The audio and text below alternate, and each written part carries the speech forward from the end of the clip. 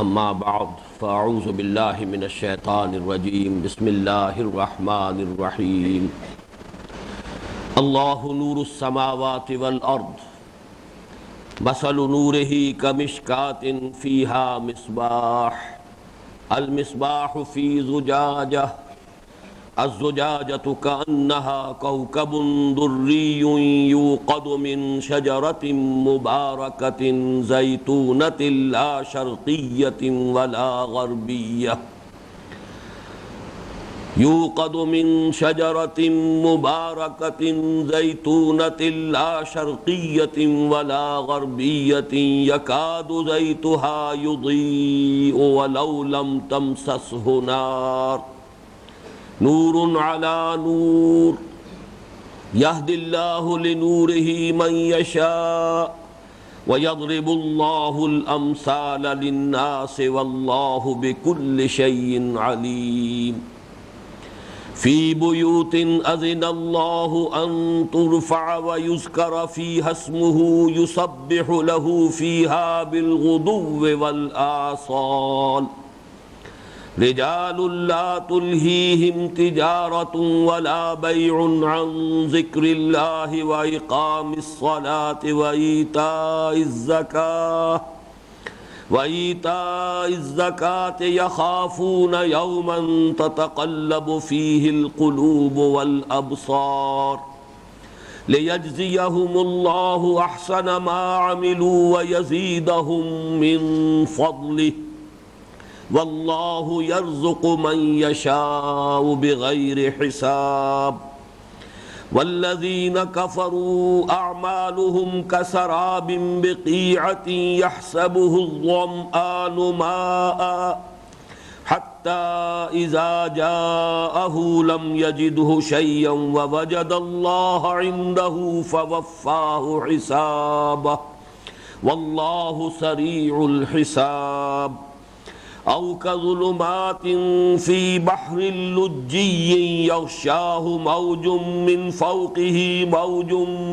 فوقه سحاب ظلمات بعضها فوق بعض إذا أخرج يده لم يكد يراها ومن لم يجعل الله له نورا فما له من نور صدق الله العظيم رب اشرح لي صدري ويسر لي امري واحلل عقدة من لساني يفقهوا قولي اللهم ربنا الهمنا رشدنا واعذنا من شرور انفسنا اللهم ارنا الحق حقا وارزقنا اتباعه وارنا الباطل باطلا وارزقنا اجتنابه اللهم نور قلوبنا بالایمان واشرح صدورنا للاسلام آمین یا رب العالمین۔ آج ہم اللہ کے نام سے مطالعہ قرآن حکیم کے منتخب نصاب کے 7ویں اور اس کے دوسرے حصے کے تیسرے درس کا آغاز کر رہے ہیں۔ یہ درس سورہ نور کے 5ویں رکوع پر مشتمل ہے جو کل 6 آیات پر مشتمل ہے۔ اس درس کے بارے میں بھی چند تمہیدی نکات نوٹ فرما لیں اور حسن اتفاق سے وہ بھی تعداد میں 4 ہی نکات ہیں۔ سب سے پہلا نکتہ یہ کہ یہ درس جیسا کہ میں نے عرض کیا ہے ایک رکوع پر مشتمل ہے، اور یہاں بھی ہمیں نظر آتا ہے کہ اس رکوع کی تعیین جو ہے بالکل صحیح ہوئی ہے۔ واقعتاً ان 6 آیات میں ایک مضمون کی تکمیل ہوئی ہے، مثبت انداز میں بھی منفی انداز میں بھی۔ مثبت انداز میں ایمان کی ماہیت، ایمان کی حقیقت کا بیان، منفی انداز میں کفر کے 2 درجات، ان کے لیے تمثیلیں تو اپنی جگہ پر بڑا خود مکتفی ہے، سیلف سفیشنٹ ہے۔ سیاق و سباق سے اگر اس کو علیحدہ کر لیا جائے تب بھی یہ اپنی جگہ پر اپنے مضمون کے اعتبار سے مکمل ہے۔ یہ میں نے بارہ عرض کیا ہے کہ قرآن حکیم میں اگرچہ بڑی صورتوں کی رکوعوں میں جو تقسیم ہے یہ بھی صحابہ کرام کے دور کے بعد کی شے ہے، اور یہ بھی خالص اجتہادی معاملہ ہے، یہ توقیفی معاملہ نہیں ہے، یہ حضور صلی اللہ علیہ وسلم کے بتانے سے نہیں ہے، بلکہ بعد میں اس خیال سے کہ ایک رکوع ایک رکعت میں قرآن مجید کا اتنا حصہ پڑھا جائے کہ جو اپنے مضمون کے اعتبار سے خود مکتفی ہو، یا یہ کہ کم سے کم یہ کہ ایک بات وہاں مکمل ہو رہی ہو، ایسا نہ ہو کہ بات ابھی چل رہی ہو اور درمیان ہی میں ہم رکوع کر دیں، تو گویا کہ ایک طرح سے سوء ادب ہوگا قرآن مجید کی جناب میں۔ اس اعتبار سے یہ رکوعوں کی تقسیم ہوئی ہے، اور اکثر و بیشتر یہ تقسیم بہت صحیح ہے، بڑی محنت کے ساتھ کی گئی ہے۔ البتہ کہیں کہیں اس میں اختلاف کی گنجائش ہے، اور وہ ظاہر بات ہے کہ جب معاملہ اجتہادی ہے تو اس میں اختلاف کا امکان موجود ہے۔ دوسرا معاملہ یہ کہ قرآن حکیم میں یعنی مصحف میں یہ مقام جو ہے، اس کا محل وقوع کیا ہے؟ تو نوٹ کر لیجئے کہ مکی اور مدنی صورتوں کے گروپوں کا جن کا تذکرہ میں نے تعارف قرآن کے ضمن میں تفصیلاً عرض کیا تھا، ان میں یہ تیسرا گروپ ہے جو سورہ نور پر ختم ہو رہا ہے۔ اس میں مکی صورتیں بڑی طویل اور تعداد کے اعتبار سے بھی 14 صورتیں، سورہ یونس سے شروع ہو کر اور سورہ مومنون تک یہ 14 صورتیں ہیں، اور بڑا طویل گروپ ہے یہ مکی صورتوں کا قرآن مجید میں۔ اور خاص طور پر نوٹ کیجئے کہ یہاں پر یہ مدنی صورت اکیلی آ رہی ہے، اس کا کوئی مثنیٰ، اس کا کوئی جوڑا یہاں پر مصحف میں اس کے ساتھ موجود نہیں ہے۔ اس حوالے سے یہ بات بھی نوٹ کر لیجئے کہ جو مکی اور مدنی صورتوں کا اگلا گروپ ہے، چوتھا گروپ، اس میں بھی معاملہ کچھ یہی ہے۔ وہاں 8 صورتیں آئیں گی مکیات، اور اس کے بعد پھر ایک تنہا صورت آئے گی مدنی، سورہ احزاب۔ البتہ یہ دونوں صورتیں جو اپنی جگہ پر منفرد حیثیت سے آئی ہیں بغیر جوڑے کے، اگر غور کیا جائے تو نظر آتا ہے کہ ان دونوں کے مابین وہ نسبت زوجیت بتمام و کمال موجود ہے، یعنی مضامین کی مشابہت اور مختلف اعتبارات سے ان میں جو ایک ربط ہونا چاہیے، جو ایک جوڑے کے 2 افراد کے مابین ہوتا ہے، وہ ان دونوں صورتوں کے مابین بھی موجود ہے۔ زمانہ نزول بھی ان کا متصل ہے۔ سن 5 ہجری میں سورہ احزاب نازل ہوئی، سن 6 میں سورہ نور نازل ہوئی۔ سن 5 میں غزوہ احزاب ہوا، اس کا تذکرہ موجود ہے سورہ احزاب میں۔ سن 6 میں غزوہ بنی المصطلق ہوا ہے، جس کے دوران وہ معاملہ پیش آیا، واقعہ اور حادثہ، جس کی وجہ سے واقعہ افک ہوا، حضرت عائشہ رضی اللہ تعالی عنہا پر تہمت لگی۔ تو یہ دونوں صورتیں اس اعتبار سے متصل ہیں زمانہ نزول کے اعتبار سے۔ ظاہری اعتبار سے بھی دونوں صورتیں 9 رکوعوں پر مشتمل ہیں، اور دونوں کے عین وسط میں ظاہر بات ہے کہ 9 کا ہندسہ سامنے رکھیے تو وسطی بنے گا 5واں رکوع۔ 5واں رکوع اس سورہ مبارکہ میں سورہ نور میں بھی نہایت اہم ہے، اور اسی طرح 5واں رکوع جو ہے سورہ احزاب کا بھی بہت اہم ہے، اور وہاں بھی مضامین بہت ہی جو علمی اعتبار سے بلند مضامین ہیں وہاں آئے ہیں۔ جیسے کہ ہم نے اپنے سابق درس کے بارے میں دیکھا تھا کہ سورہ آل عمران کے 20ویں رکوع کی پہلی آیت اور سورہ بقرہ کے 20ویں رکوع کی پہلی آیت بالکل ایک ہی مضمون، ان فی خلق السماوات والارض واختلاف اللیل والنہار، یہ آیت مبارکہ سورہ آل عمران میں بھی ہے، لآیات لأولی الالباب، اور یہی ذرا طویل صورت میں آیت الآیات وہ 20ویں رکوع کی پہلی آیت ہے سورہ بقرہ میں بھی۔ اسی طرح کا معاملہ یہاں ہے کہ ان دونوں صورتوں میں کہ جو 9 رکوعوں پر مشتمل ہے، یہ درمیانی رکوع جو ہے 5واں دونوں صورتوں کا یہ نہایت اہم ہے۔ خاص طور پر آیت نمبر 35، یہ عدد ہے حیران کن ہے۔ سورہ نور کی بھی آیت نمبر 35 ماہیت ایمان کے ضمن میں قرآن مجید کا عظیم ترین مقام ہے، جس کا کہ آج ہم مطالعہ کریں گے انشاءاللہ۔ ماہیت ایمان یعنی ایمان ایسنشلی ہے کیا، اس کی حقیقت کیا ہے، بلکہ حقیقت کے لفظ سے بھی زیادہ صحیح لفظ جو ہے آج کے درس کے ضمن میں نوٹ کر لیجئے، وہ ماہیت، اس کی اصل جو ہے ایسنس کیا ہے ایمان کا۔ اس موضوع پر یہ آیت نمبر 35 سورہ نور کی نہایت اہم ہے۔ پھر یہ کہ اس ایمان کا جو ظہور ہوتا ہے انسان کی عملی زندگی میں، اس پر سورہ احزاب کی آیت نمبر 35 اتنی ہی جامع ہے۔ یہ بھی آیت بہت طویل ہے، اور وہ آیت بھی بہت طویل ہے، بلکہ اس سے بھی نسبتاً طویل تر۔ ان المسلمین والمسلمات والمؤمنین والمؤمنات والقانتین والقانتات والصادقین والصادقات والصابرین والصابرات والخاشعین والخاشعات والمتصدقین والمتصدقات والصائمین والصائمات والحافظین فروجہم والحافظات والذاکرین اللہ کثیرا والذاکرات اعد اللہ لہم مغفرۃ واجرا عظیما۔ یہ ایک آیت ہے، تو تقابل کریں گے تو وہ آیت سورہ احزاب کی آیت نمبر 35 اور جو آج ہم پڑھیں گے سورہ نور کی آیت نمبر 35، ان میں بڑی گہری مناسبت ہے۔ ایمان کی ماہیت سورہ نور کی آیت نمبر 35 میں، اس کے پھر مظاہر انسانی شخصیت میں، اس کے ثمرات، اس کے نتائج وہ ہے کہ جو نہایت جامع انداز میں یہ سورہ احزاب کی آیت نمبر 35 میں۔ مزید یہ نوٹ کیجئے کہ ان دونوں صورتوں میں، سورہ احزاب میں بھی اور سورہ نور میں بھی، منافقین کا اور نفاق کا ذکر جو ہے بڑے اہتمام کے ساتھ اور بڑی تفصیل کے ساتھ آیا ہے۔ اور یہ در حقیقت جو وسطی دور کی صورتیں ہیں، مدنی دور جو ہے اس کے درمیانی زمانے کی صورتوں میں یہ مضمون نفاق کا بڑی تفصیل سے آیا ہے۔ چنانچہ سورہ نساء یہ بھی در حقیقت اسی درمیانی دور کی صورت ہے، اور میں نے آپ کو بارہا بتایا ہے کہ نفاق کے موضوع پر سب سے زیادہ مفصل مباحث سورہ نساء میں آئے۔ بہرحال ان دونوں صورتوں میں بھی یہ جو مضمون آیا ہے ایمان کی حقیقت اور ایمان کے ثمرات، یہ اصل میں نفاق کے بیک گراؤنڈ میں ہے، منافقین کو نمایاں کرنے کے لیے، ان کے کردار کو نمایاں کرنے کے لیے۔ جیسے عربی کہاوت ہے کہ تعرف الاشیاء بازدادہا، اشیاء کی اصل حقیقت اس کی ضد کے حوالے سے واضح ہوتی ہے۔ رات کی حقیقت دن کے پس منظر میں نمایاں ہوتی ہے، دن کی حقیقت رات کے پس منظر میں ظاہر ہوتی ہے۔ اسی طرح نفاق اور ایمان یہ ایک دوسرے کی ضد ہیں۔ تو چونکہ ان دونوں صورتوں میں نفاق کا مضمون آیا، اسی لیے ان دونوں صورتوں میں سورہ نور میں ماہیت ایمان اور سورہ احزاب میں مظاہر ایمان کا ذکر جو ہے تفصیل سے آیا ہے۔ بلکہ یہیں پر یہ نوٹ کر لیجئے کہ ہمارے اگلے درس میں بھی بعین ہی یہی نسبت سامنے آئے گی۔ اگلا درس جو ہے، یعنی جو 8واں درس ہے ہمارے اس منتخب نصاب کا، اور چوتھا درس ہوگا اس دوسرے حصے کا، وہ سورہ تغابن پر مشتمل ہے۔ اور سورہ تغابن میں آپ دیکھیں گے کہ سورہ تغابن سے متصلاً قبل جو 28ویں پارے میں سورہ منافقون ہے، وہی ترتیب وہاں بھی ہے۔ پہلے نفاق کا ذکر ہوا، پھر ایمان کی حقیقت بیان ہوئی۔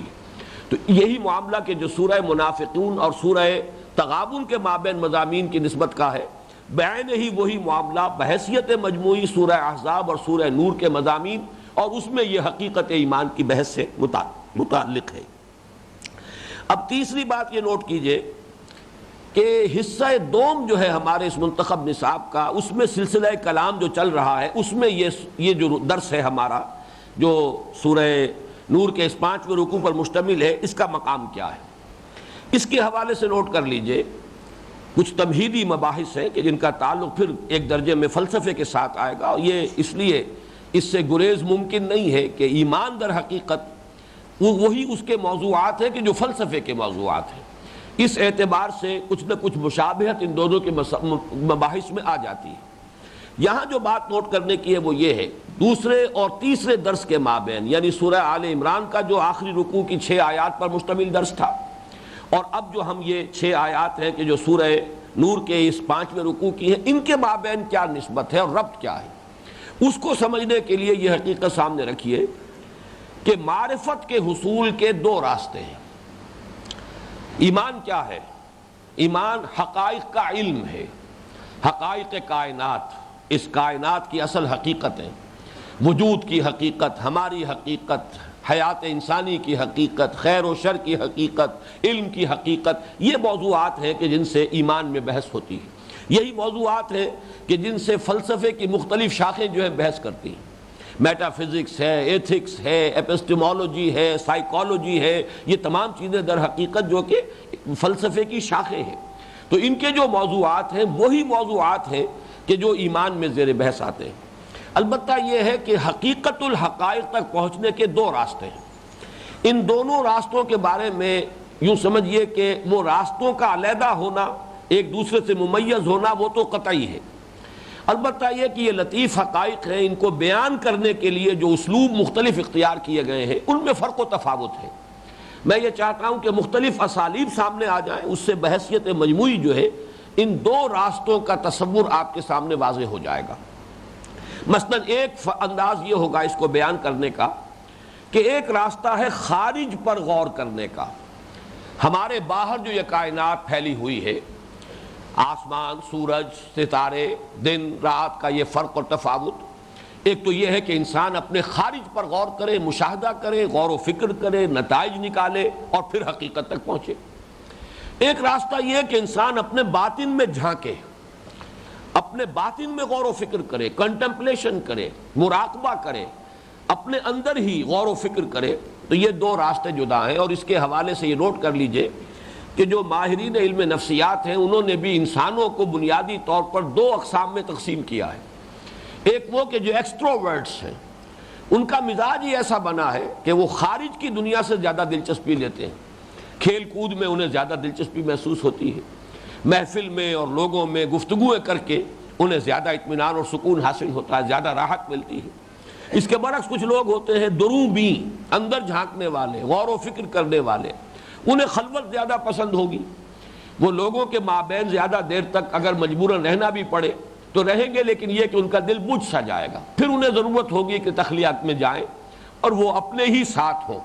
تو یہ دو مزاج جو ہے ایکسٹروورٹس انٹروورٹس، اسی طریقے سے حقیقت تک پہنچنے کے بھی یہ دو راستے ہیں، ایک باہر کی دنیا پر غور کرو، دوسرے یہ کہ خود اپنے اندر غور کرو۔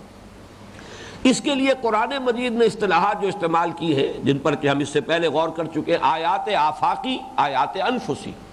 اللہ تعالیٰ نے بھی اپنی آیات کو ان دو اقسام میں تقسیم کیا ہے، جیسے کہ سورہ حامیم سجدہ کے آخر میں فرمایا سنوریہم آیاتنا فی الآفاق وفی انفسہم۔ عارف آج یہ آواز کچھ ٹھیک نہیں ہے، اس کو ٹھیک کرو۔ سنوریہم آیاتنا فی الآفاق وفی انفسہم حتی یتبین لہم انہ الحق۔ ہم عنقریب انہیں دکھائیں گے اپنی آیات آفاق میں بھی انفس میں بھی۔ اور یہی بات جو ہے سورہ ذاریات میں بھی آئی، فرمایا گیا وفی الارض آیات للموقنین وفی انفسکم افلا تبصرون۔ اس زمین میں ہر چہار طرف یقین کرنے والوں کے لیے نشانیاں پھیلی ہوئی ہیں، اور خود تمہارے اندر ہیں، کیا تم غور نہیں کرتے، سوچتے نہیں ہو؟ میں نے وہ شعر آپ کو سنایا تھا کہ جو مرزا عبد القادر بے دل کے بڑے ہی چوٹی کے اشعار میں سے ہے، ستمست گر حوست کشد کہ بے سیر سر و سمندرا تجھے غنچہ کم نہ دمیدئی درے دل کشا با چمن درا۔ اس میں وہ ایکسٹروورٹس اور انٹروورٹس کا فرق جو ہے وہ نمایاں ہو جائے گا اس شعر میں، کہ بڑے ظلم کی بات ہے، ستم کی بات ہے کہ تمہاری خواہش تمہیں اس طرف آمادہ کرتی ہے، تمہیں کھینچتی ہے کہ باہر نکلو، چمن کی سیر کرو، پھولوں کو دیکھو، سرو و سمن کو دیکھو، اس کا مشاہدہ کرو۔ ستم است گر حوست کشد کہ بے سیر سرو و سمندرا تجھے غنچہ کم نہ دمیدئی، تم خود ایک غنچے کے مانند ہو کھلے ہوئے، تمہیں اندازہ نہیں ہے، اپنے حسن کا تمہیں اندازہ نہیں ہے۔ تمہارے اندر اللہ نے جو کچھ رکھا ہے، اپنی خلاقی اور اپنی صنائی اور اپنی مصوری کے جو نمونے ہیں تمہارے باطن کے اندر، تم ان کی طرف توجہ نہیں کرتے۔ تجھے غنچہ کم نہ دمیدئی درے دل کشا بچمن درا، کبھی دل کے دروازے کو کھولو اور اس کے چمن، اس کے اندر جو ایک چمن ہے، کبھی اس میں آؤ اور اس کی سیر کرو۔ تو معلوم ہوا کہ یہ دونوں راستے جو ہے، ایک ایکسٹروورٹس کا ہے، ایک انٹروورٹس کا ہے، ایک کے لیے آیات آفاقی ہے، ایک کے لیے آیات انفسی ہے۔ اسی کو علامہ اقبال نے بھی دو مصروں میں خوبصورتی سے واضح کیا ہے۔ ایک مصرع کھول آنکھ زمیں دیکھ، فلک دیکھ، فضا دیکھ، مشرق سے ابھرتے ہوئے سورج کو ذرا دیکھ۔ ابھی آیات آفاقیہ ہیں، دیکھو قرآن مجید نے بھی زیادہ جو توجہ دلائی ہے آیات آفاقیہ کی طرف دکھائی ہے، اس لیے کہ واقعہ یہ ہے کہ عربوں کا ایک خاص مزاج تھا، جو قوم کی اصل مخاطب تھی قرآن مجید کی، اس کا ایک مزاج تھا، وہ فعال قوم تھی، کنٹمپلیشن کا، فلسفے کا، منطق کا ذوق ان میں نہیں تھا، بلکہ یہ کہ حرکت، بھاگ دوڑ، عملی قوم۔ اور ظاہر بات ہے کہ اس قسم کے لوگوں کا زیادہ رجحان خارج کی طرف ہوتا ہے۔ کیا معاملہ ہے؟ اس اعتبار سے قرآن مجید نے، جیسا کہ کئی بار ان آیات کا میں نے حوالہ دیا ہے، افلا ينظرون الى الابل كيف خلقت والى السماء كيف رفعت والى الجبال كيف نصبت والى الارض كيف سطحت فذكر انما انت مذكر۔ اب وہ چار چیزیں خارج کی ہیں، انہی پر غور کرنے کی، انہی کو دیکھنے کی، آبزرو کرنے کی، انہی کی طرف توجہ دلائی جا رہی ہے۔ ان السمع والبصر والفؤاد كل اولئك كان عنه مسؤولا۔ یہی آیت الآیات جو میں نے سنائی ہے کئی مرتبہ ان دروس میں، وہ تمام کے تمام آیات آفاقیہ ہیں۔ ان فی خلق السماوات والارض واختلاف اللیل والنہار والفلک التی تجری فی البحر بما ينفع الناس وما انزل اللہ من السماء من ماء فاحیا به الارض بعد موتها وبث فیہا من کل دابۃ وتصریف الریاح والسحاب المسخر بین السماء والارض لآیات لقوم یعقلون۔ یہ ہے در حقیقت وہ انداز جس کی اقبال نے تعبیر کی، کھول آنکھ زمیں دیکھ، فلک دیکھ، فضا دیکھ، مشرق سے ابھرتے ہوئے سورج کو ذرا دیکھ۔ لیکن دوسرا راستہ وہ ہے جس کو اقبال کہتا ہے کہ اپنے من میں ڈوب کر پا جا سراغ زندگی۔ یہ من میں ڈوب کر پا جا سراغ زندگی، یہ وہ دوسرا راستہ ہے۔ وفی انفسکم افلا تبصرون، تمہارے اپنے اندر جو وہ نشانیاں موجود ہیں کیا تم ان کو نہیں دیکھتے؟ غور کرو، کبھی اپنے اندر جھانکو، درے دل کشا بچمن درا، دل کے دروازے کھولو، کبھی اس کے اندر کیا آ کر سیر کرو۔ اسی کو اب میں حوالہ دے رہا ہوں کانٹ کا بھی، اس لیے کہ متعدد بار یہ آ چکا ہے حوالہ کہ اس نے کریٹیک آف پیور ریزن لکھی اور ثابت کر دیا کہ کوئی عقلی منطقی فلسفیانہ دلیل اللہ کے وجود کو ثابت نہیں کر سکتی۔ علامہ اقبال نے بھی اس کی اس بات کی تصویب کی ہے، صحیح ہے۔ جتنے بھی متکلمین، وہ عیسائی ہوں، یہودی ہوں، مسلمان ہوں، انہوں نے جتنے منطقی دلائل وجود باری تعالیٰ پر قائم کیے ہیں، سب کو منطق توڑ دیتی ہے۔ لوہے کو لوہا کاٹتا ہے، ان الحدید بالحدید یفلح، جس منطق کی بنیاد پر آپ وہ تعمیر کرتے ہیں اپنے دلائل کی عمارت، وہی منطق جو ہے اس کی جڑ کاٹ دیتی۔ البتہ بعد میں پھر جو کتاب لکھی ہے کریٹیک آف پریکٹیکل ریزن، اس میں اس نے اس بات باری تعالیٰ کے دلائل بیان کیے، اور حیرت ناک بات یہ کہ اس نے بھی دو چیزوں کا ذکر کیا کہ خدا کی ہستی پر سب سے بڑے ثبوت دو ہیں، the starry heavens above and the moral law within. ایک تو یہ کہ جو اسٹاری ہیونز ہیں، یہ آسمان ہے ستاروں سے بھرے ہوئے، ان کو دیکھ کر اللہ کو انسان پہچانتا ہے، وہی آیات کا تصور جو قرآن کا ہے۔ اور یہ کہ وہ جو مورل لا ود ان، تو ایک وہ ہے کہ جو انسان کے اندر ہے، اور ایک وہ کہ جو انسان سے باہر کی خارج کی کائنات میں ہے۔ یہ میں آپ کے سامنے وہ مختلف تعبیرات رکھ رہا ہوں کہ جن سے اس حقیقت کو واضح کرنے کی کوشش کی گئی ہے کہ یہ دو راستے ہیں۔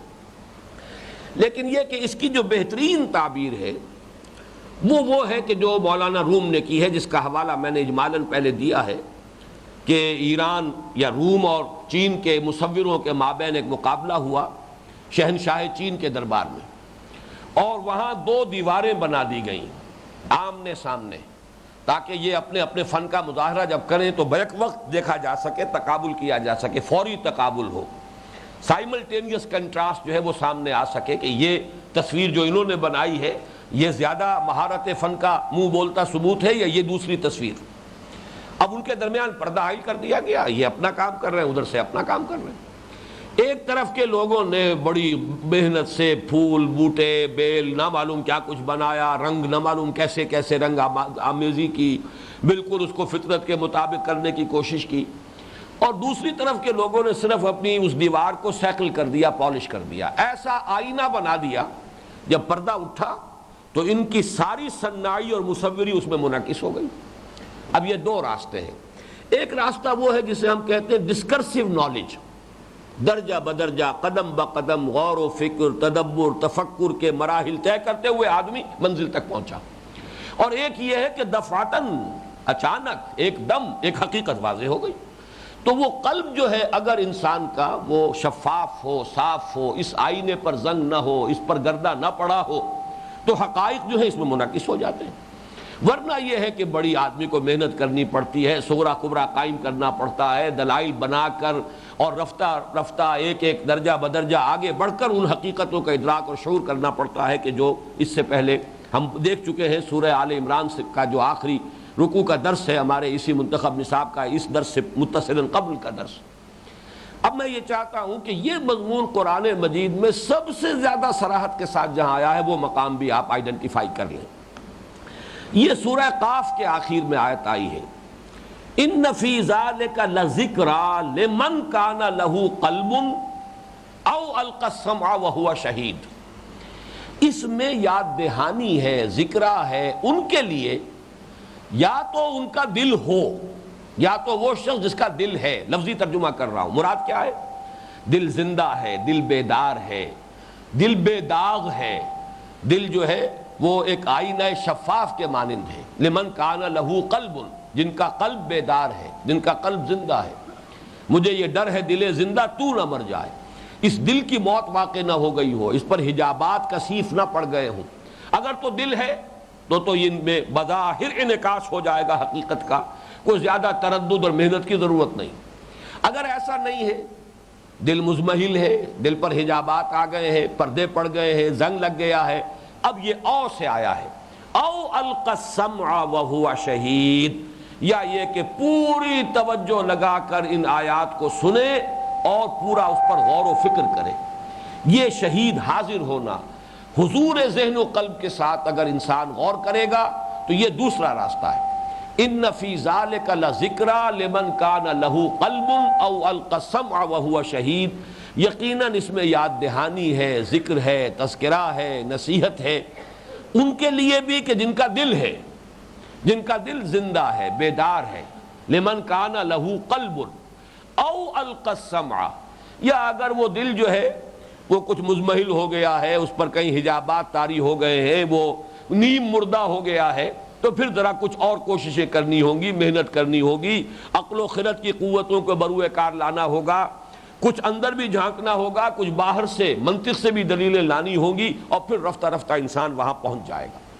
یہ جو دو راستے ہیں جو میں نے متعدد حوالوں سے آپ کے سامنے رکھے، خارج پر غور، باطن میں جھانکنا، ایکسٹروورٹس انٹروورٹس، آیات آفاقی، آیات انفسی، یا کھول آنکھ زمین دیکھ، فلک دیکھ، فضا دیکھ، اور یا اپنے من میں ڈوب کر پا جا سراغ زندگی، یا the starry heavens above and the moral law within, یا یہ کہ دو طریقے، ایک ہے نقش و نگار بناؤ دیوار کے اوپر، بڑی محنت کرو اور پھول اور بیل بوٹے بناؤ، ایک یہ ہے کہ اس دیوار کو بالکل اس کو شیشہ بنا دو کہ وہ ساری محنت دوسروں کی اس میں منعکس ہو جائے۔ ان سب کو قرآن مجید نے ان فی ذلک لذکری لمن کان لہ قلب او القى السمع وهو شہید، اس کے اندر اس کو سبب کر دیا ہے، دل زندہ ہے، بیدار ہے تو حقائق خود بخود منعکس ہو جائیں گے، ورنہ ذرا محنت کرنی پڑے گی، توجہ کو مرکوز کرنا ہوگا، سوچ بچار کرنا ہوگا، سننا بھی ہوگا دھیان کے ساتھ، اور غور و فکر بھی کرنا ہوگا۔ اب ذرا تقابل کر لیجئے، پچھلا درس جو تھا اس میں درجہ بدرجہ بات کیسے آئی تھی، میں پھر چاہتا ہوں کہ وہ سٹیپس جو ہیں آپ گن لیں، آج نوٹ کر لیں۔ نمبر 1، اللہ تعالیٰ کی معرفت تو صرف ان آیات الہیہ سے حاصل ہوگی اور اس کے لیے کوئی منطقی دلیل نہیں۔ ان فی خلق السماوات والارض واختلاف اللیل والنہار لآیات لأولی الالباب، سیدھی بات، یہ تو بدیہیات فطرت پر مبنی ایک شے ہے، صرف یاد دلانے کے لیے ہے، آیات آفاقی بھی، آیات انفسی بھی، آیات قرآنی بھی۔ البتہ اب آگے چلیے، اللہ کو پہچان لیا، اس کی توحید، اس کی صفات کمال کا علم کسی درجے میں حاصل ہو گیا، اب اس کو تو یاد رکھیے، الذین یذکرون اللہ قیاما وقعودا وعلی جنوبہم، ہر حال میں اللہ کو یاد رکھو، وَيَتَفَكَّرُونَ فِي خَلْقِ السَّمَاوَاتِ وَالْأَرْضِ، مزید غور و فکر کرو آسمان اور زمین کی تخلیق میں، ایک حقیقت منکشف ہو جائے گا۔ اب یہ غور ہے، یہ منطق ہے، یہ انسان کے عقل کا جو ہے اس کی رسائی سے یہ نتیجہ پہنچتا ہے کہ یہاں کوئی شے بے مقصد نہیں ہے، اس میں آبزرویشن بھی ہے، غور و فکر بھی ہے، ہر شے با مقصد ہے، نتیجہ خیز ہے۔ اب ذرا پھر اپنے اندر جھانکو، تمہاری فطرت میں خیر اور شر کا امتیاز موجود ہے یا نہیں؟ جی ہاں ہے، خیر خیر ہے، شر شر ہے، میری فطرت یہ بتا رہی ہے۔ پھر باہر آؤ، غور کرو، اس خیر اور شر کا نتیجہ کیا اس دنیا میں نکل رہا ہے جو نکلنا چاہیے؟ عقل کا تقاضا یہ ہے کہ گندم بے رویت جوز جو، نیکی سے بھلا نتیجہ نکلنا چاہیے، بدی کا برا نتیجہ نکلنا چاہیے، جو نہیں نکل رہا، لہذا اب یہ سارا وہ منطقی استدلال ہے، اس کی کڑیاں ہیں، لہذا کوئی اور عالم ہونا چاہیے جس میں کہ انسان کو اس کی نیکیوں کا بھرپور بدلہ مل جائے، اور بدمعاشوں کو اور حرام خوروں کو ان کی حرام خوری کی پوری سزا مل جائے۔ یہاں فوراً وہ چونک کر کہتے ہیں فقنا عذاب النار، اے رب ہمارے بچا لیجو ہمیں آگ کے عذاب سے۔ یہ ایمان ہے، فطری ایمان، پھر عقلی ایمان، اور اب اس کے بعد وہاں فرمایا گیا کہ ایسے لوگوں کے کان میں جب آواز آتی ہے کسی نبی کی پکار اور نبی کی منادی ایمان کی، وہ فوراً لبیک کہتے ہوئے ان کی طرف رجوع کرتے ہیں، ربنا اننا سمعنا منادیا ینادی للایمان ان آمنوا بربکم فآمنا۔ یہ ہے درجہ بدرجہ ایمان، قدم بقدم ایمان، اس کے اندر فطرت کی بدیہیات بھی ہیں، عقل کا بھی عمل ہے، منطق کا بھی استعمال ہے، اور اس ڈسکرسو نالج کے اضافے سے اور فطرت کی بدیہیات کی رہنمائی میں انسان ایمان تک پہنچ گیا۔ دوسرا معاملہ دفعتاً ایمان کی حقیقت کا روشن ہو جانا، یہ ہے کہ جو ہمارے آج کے درس کا اصل موضوع ہے، اس کی تفصیل بعد میں آئے گی۔ اب چوتھی بات اور تمہیدی نوٹ کر لیں، اور وہ یہ ہے کہ اس رکوع میں پہلی مرتبہ 3 تمثیلات آ رہی ہیں، 6 آیتیں ہیں کل اور 3 تمثیلیں ہیں۔ قرآن مجید میں بکثرت تمثیلیں، تشبیہیں، استعارے آئے ہیں، اور اس سے پہلے انجیل میں تو اس سے بھی کہیں زیادہ ہے تمثیلوں کا معاملہ، بلکہ حضرت مسیح علیہ السلام کو کہا گیا تمثیلوں کے بادشاہ، بڑے اعلیٰ مضامین کو بڑی سادہ تشبیہوں اور تمثیلوں کے ساتھ بیان کرنا، یہ خاص طور پر حضرت مسیح علیہ السلام، یہ تمام انبیاء کرام کے اپنے اپنے خصائص ہیں۔ جیسے جو معجزے انہیں دیے گئے، حصی معجزے، مادی معجزے، نگاہوں سے نظر آنے والے معجزے، اس درجے کے معجزے کسی اور کو نہیں دیے گئے۔ حضور صلی اللہ علیہ وسلم کا معجزہ مانوی معجزہ ہے قرآن حکیم، یہ ان تمام معجزوں سے برتر ہے، لیکن یہ حصی معجزہ نہیں ہے، آنکھوں سے دیکھی جانے والی شے نہیں ہے۔ جبکہ وہ جو چیزیں تھیں، مردے کو زندہ کر دیا، یہ تو ہر انسان دیکھ رہا ہے، یا گارے سے بنایا ایک پرندے کا ہیولہ، پھونک ماری اور وہ اڑتا ہوا پرندہ بن گیا، یہ تو آنکھوں سے دیکھے جانے والی حقیقت ہے۔ اندھا آیا ہے، مادرزاد اندھا، اور ہاتھ پھیرا آنکھوں پر اور اس کی بینائی جو ہے اس کو مل گئی، یہ تو سب کو نظر آ گیا۔ اس طریقے سے وہ معجزات چوٹی کے حضرت مسیح کے ہیں۔ اسی طرح کا معاملہ ہے تمثیلوں میں، حضرت مسیح علیہ السلام کہا جا سکتا ہے تمثیلوں کے بادشاہ۔ قرآن مجید میں بھی بکثرت تمثیلیں آئیں۔ اب یہاں میں چونکہ اس رکوع میں جو پہلی آیت کا اختتام ہوتا ہے، بڑی طویل آیت ہے، اس میں آتا ہے وَيَضْرِبُ اللَّهُ الْأَمْثَالَ لِلنَّاسِ وَاللَّهُ بِكُلِّ شَيْءٍ عَلِيمٌ۔ تو چونکہ ہمارے اس منتخب نصاب میں پہلی مرتبہ تمثیلیں آئیں اور یہاں تمثیلوں کا فلسفہ بھی اللہ نے بیان کر دیا، لہذا اس بات کو نوٹ کر لیجئے کہ تمثیلوں کی ضرورت کیا ہے۔ اصل میں جو ماورائی حقائق ہیں ان کے اصل کنہ تک پہنچنا انسان کے لیے ممکن نہیں۔ ذات باری تعالیٰ کو انسان کیا سمجھے گا؟ اللہ تعالیٰ کی صفات کے بارے میں بھی ان کی ماہیت کو انسان نہیں سمجھ سکتا۔ ماورائی حقائق، لطیف حقائق، اس کائنات کے اصل حقائق جو بہت لطیف ہیں، وہ ہمارے فہم کی گرفت میں براہ راست نہیں آ سکتے۔ دوسری طرف ان کے بارے میں ایک اجمالی علم کا ہونا ضروری ہے۔ اگر ہمیں معلوم نہ ہو کہ مرنے کے بعد جی اٹھنا ہے، اگر ہمیں معلوم نہ ہو کہ جنت بھی ہے، دوزخ بھی ہے، تو ظاہر بات ہے کہ ہماری ہدایت کے لیے ان تمام چیزوں کا اجمالی علم لازمی ہے، لیکن ان کی کنہ کو سمجھنا ممکن نہیں۔ اب ان دونوں مقدمات سے جو ہے نتیجہ برآمد ہوتا ہے کہ اب تمثیلات کے ذریعے سے، تمثیل کس شے سے ہوتی ہے؟ تمثیل اس شے سے ہوتی ہے ممثل بہی، جس سے تمثیل دی جائے، وہ جو ہمارے مشاہدات کی چیزیں ہیں، اور اس چیز کے لیے تمثیل دی جا رہی ہے جو ہمارے مشاہدات سے ماورا ہے۔ ہمارے مشاہدات میں جو فینومینا آتے ہیں جو کسی درجے میں مشابہت رکھتے ہوں ان حقائق سے کہ جو بہت لطیف ہیں، جو ہمارے بیان کے اندر بھی نہیں آ سکتے، یہ بھی نوٹ کر لیجئے، ہماری زبان ان کی متحمل نہیں ہے، اس لیے کہ انسانی زبان بھی در حقیقت انسان کے مشاہدات پر مبنی ہوتی ہے۔ انسان نے چیزیں دیکھی ہیں، نام رکھنے شروع کیے ہیں، مشاہدات ہیں، کوئی فینومینن ہے اس کے سامنے آیا، تجربے میں آیا، اس کے لیے اس نے کوئی عنوان تجویز کر دیا، اصطلاحات وضع کر لی۔ اب یہی اصطلاحات، یہی اسماء، یہی نام، یہی الفاظ ہمارے کمیونیکیشن کا ذریعہ ہیں۔ ظاہر بات ہے کہ اس کا مطلب یہ ہے کہ ان کا کمیونیکیشن جو ہے وہ بھی محدود ہوگا، اس لیے کہ ہمارے محدود مشاہدات پر وہ الفاظ مبنی ہیں، ان پر ان کو وضع کیا گیا ہے، قائم کیا گیا ہے کہ جو ہمارے محدود مشاہدات سے متعلق جو چیزیں ہیں، لہذا ان کے ذریعے سے جو حقائق سامنے آئیں گے وہ محدود ہوں گے۔ تو اب اس کے لیے اللہ تعالیٰ نے یہ راستہ اختیار کیا ہے کہ ہمارے مشاہدات میں جو فینومینا ہیں، جن کے کنہ کو ہم جانتے ہیں، سمجھتے ہیں، ان سے تشبیہ لے کر، ان سے تمثیل لے کر ماورائی حقائق کا ایک اجمالی نقشہ ہمارے سامنے لے آیا گیا ہے۔ یہ گویا کہ ہماری ضرورت ہے۔ اصل میں بات سمجھیے، یہاں الفاظ آئیں گے وَيَضْرِبُ اللَّهُ الْأَمْثَالَ لِلنَّاسِ، اللہ یہ مثالیں لوگوں کے لیے بیان کرتا ہے۔ وَاللَّهُ بِكُلِّ شَيْءٍ عَلِيمٌ، اللہ تو ہر شے کا علم رکھتا ہے، اللہ کا علم ہے کما ہیا، وہ تو ہر شے کی حقیقت کو جانتا ہے، اسے ضرورت نہیں ہے تمثیل کی، تمثیل کی ضرورت تمہیں ہے کہ تمہارے لیے ان حقائق کا کما ہیا ادراک ممکن نہیں ہے۔ یہ کما ہیا کا لفظ آیا ہے اس دعا میں کہ جو حضور کو تلقین فرمائی گئی وَقُلْ رَبِّ زِدْنِي عِلْمًا، اور اسی میں حضور صلی اللہ علیہ وسلم جو ہے اس پر آگے بڑھے ہیں، اس دعا، اسی دعا پر آپ نے اضافہ کیا ہے، رب ارنی حقیقت الاشیاء کما ہیا، اے رب مجھے تو اشیاء کی حقیقت دکھا جیسے کہ وہ فی الواقع ہیں۔ باقی جو اشیاء لوگوں کو نظر آ رہی ہیں ان کا جو ظاہری فنومینا ہے وہ تو سب کے سامنے ہے. میں یہ چاہتا ہوں کہ اصل حقیقت کو دیکھوں کہ حقیقت کیا ہے. اہل نظر ذوق نظر خوب ہے، لیکن جو شے کی حقیقت کو نہ دیکھے وہ نظر کیا. تو یہ کما ہیا جو علم ہے یہ تو اللہ کے پاس ہے. ہر شے کا کما ہیا علم، اس کی اصل حقیقت، اس کی اصل ماہیت، اسے تمثیل کی ضرورت نہیں ہے، تمثیل انسانوں کی ضرورت ہے. وَيَضْرِبُ اللَّهُ الْأَمْثَالَ لِلنَّاسِ. اسی طرح آتا كَذَلِكَ يَضْرِبُ اللَّهُ الْأَمْثَالَ لِلنَّاسِ لَعَلَّهُمْ يَتَفَكَّرُونَ. اسی طرح اللہ تعالیٰ لوگوں کے لیے مثالیں بیان فرماتا ہے تاکہ وہ غور کریں، سوچیں. اس کے حوالے سے، اس کے ذریعے سے حقائق کا ایک اجمالی ادراک تو کم سے کم انہیں حاصل ہو جائے، کم سے کم اس درجے میں کہ جس سے ان کے سامنے صغرا کبرا صحیح ہو جائے.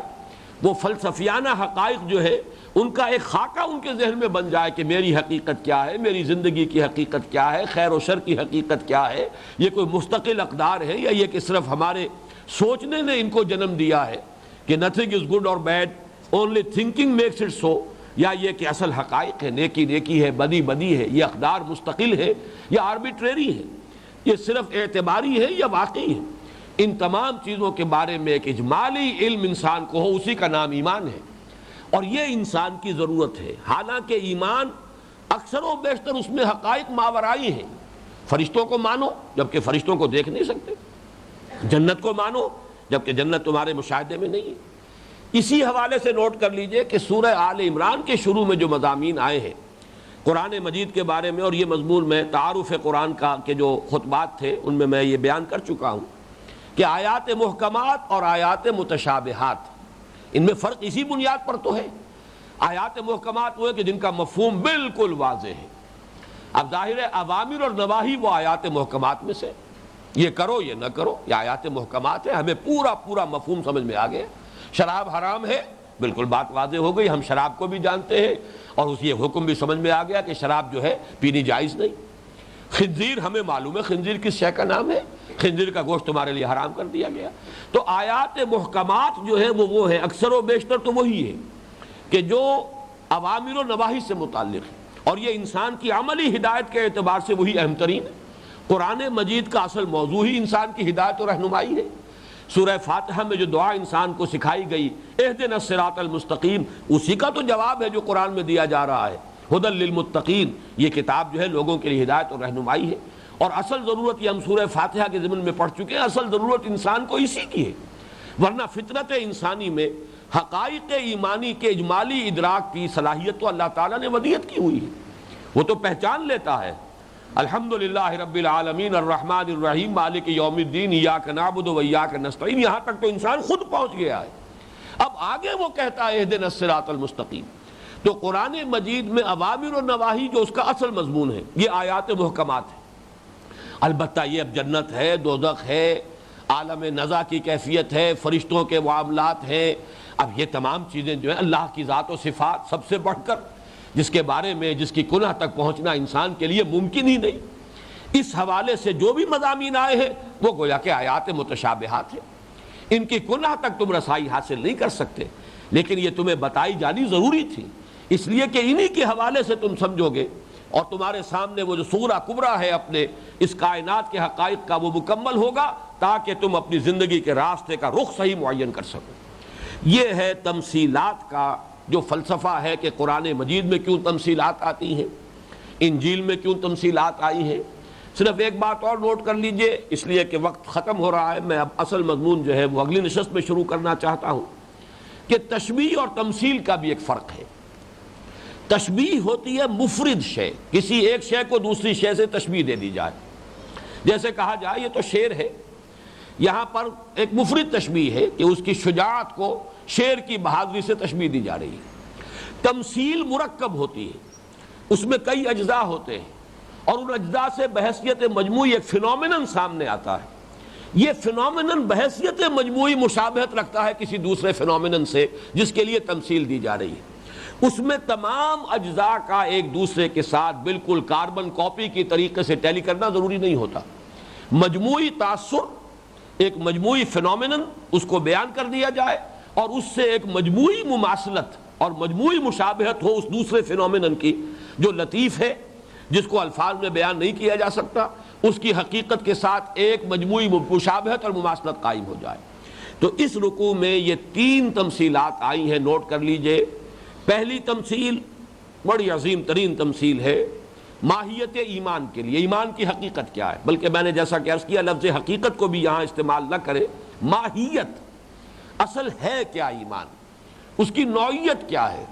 اور دوسرے پھر کفر کے 2 درجے، ایک انتہا درجے کا کفر، سرے سے خیر نہ ہو، کوئی بھلائی نہ ہو، کوئی اس میں ملمے کی نیکی بھی نہ ہو، ایسا اندھیارا، ایسی تاریکی جس میں کہیں بھی کوئی کرن جو ہے روشنی کی سرے سے موجود نہ ہو۔ ایک کفر کی وہ انتہا ہے، اور ایک کفر کی درمیانی کیفیت ہے، وہ بھی کفر۔ حقیقت ایمان تو انسان کو حاصل نہیں، لیکن کچھ نہ کچھ نیکی کا انسان اہتمام کر رہا ہے اپنے آپ کو مطمئن کرنے کے لیے، اپنے دل کو جھوٹی تسکین دینے کے لیے۔ وہ ہے تو صرف ملمے کی نیکی، نظر آتی ہے، چمک دمک ہے کہ نیکی ہے، خیرات ہے، بڑے بھلے کام ہو رہے ہیں، خدمت خلق ہو رہی ہے، لیکن حقیقت میں وہ نیکی نہیں ہے۔